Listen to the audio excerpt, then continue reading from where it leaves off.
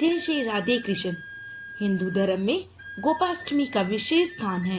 यह दिन गौ माता, बछड़ों और भगवान श्री कृष्ण की आराधना के लिए समर्पित है। यह दिन गौ सेवा, दान और गोपाल पूजा के लिए अत्यंत शुभ माना जाता है। हिंदू पंचांग के अनुसार कार्तिक शुक्ल अष्टमी तिथि की शुरुआत 29 अक्टूबर 2025 को सुबह 9:23 पर होगी और समाप्ति 30 अक्टूबर को सुबह 10:06 पर होगी। इस वर्ष गोपाष्टमी का पर्व 30 अक्टूबर दिन गुरुवार को मनाया जाएगा।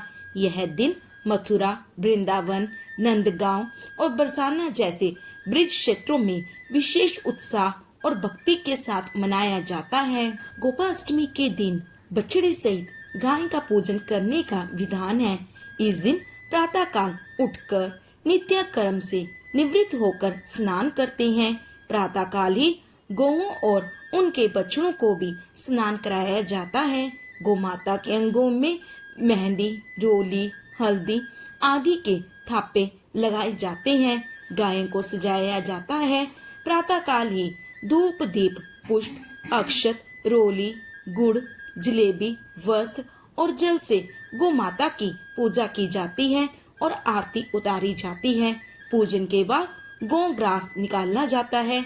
गौ माता की परिक्रमा की जाती है।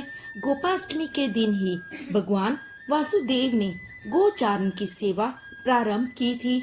इसके पूर्व वे केवल बछड़ों की देखभाल करते थे।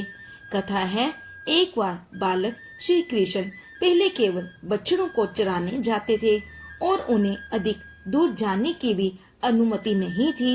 एक दिन श्री कृष्ण ने माँ यशोदा से गायों की सेवा करने की इच्छा व्यक्त की और कहा कि माँ, मुझे गाय चराने की अनुमति चाहिए। उनके अनुग्रह पर नंद बाबा और यशोदा मैया ने शांडिल्य ऋषि से अच्छा समय देखकर मुहूर्त निकालने के लिए कहा। ऋषि ने गाय चराने ले जाने के लिए जो समय निकाला वह गोपाष्टमी का शुभ दिन था। यशोदा मैया ने श्री कृष्ण को अच्छे से तैयार किया। उन्हें बड़ी गोप सखाओं जैसे वस्त्र पहनाए, सिर पर मोर मुकुट, पैरों में पैजनियां पहनाई। परंतु जब मैया उन्हें सुंदर सी पादुका पहनाने लगी तो वे बोले, यदि वे सभी गायों और गोप सखाओं को भी पादुकाएं पहनाएंगी तभी वे भी पहनेंगे। कहना के इस प्रेम पूर्ण व्यवहार से मैया का हृदय भर आया और वे भाव विभोर हो गई।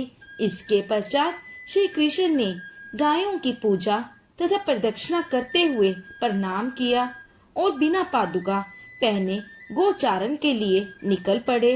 ब्रिज में किंवदंती यह भी है कि राधा रानी भी भगवान के साथ गोचारण के लिए जाना चाहती थी, परंतु स्त्रियों को उसकी अनुमति नहीं थी।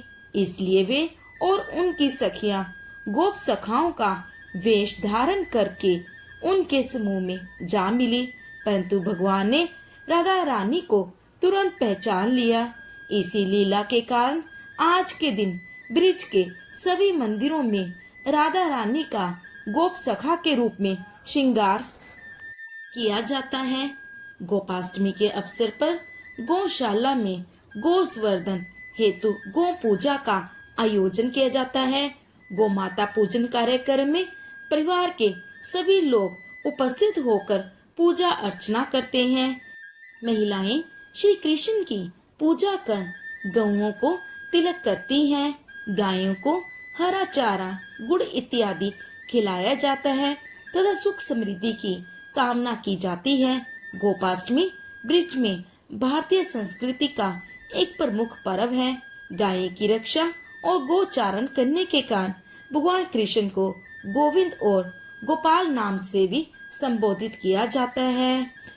बोलिए श्री हरि विष्णु भगवान की जय। जय जय श्री राधे कृष्ण भगवान की जय। तो ये थी गोपाल अष्टमी की कथा। प्लीज मेरे इस वीडियो को लाइक, शेयर एंड सब्सक्राइब करें। धन्यवाद।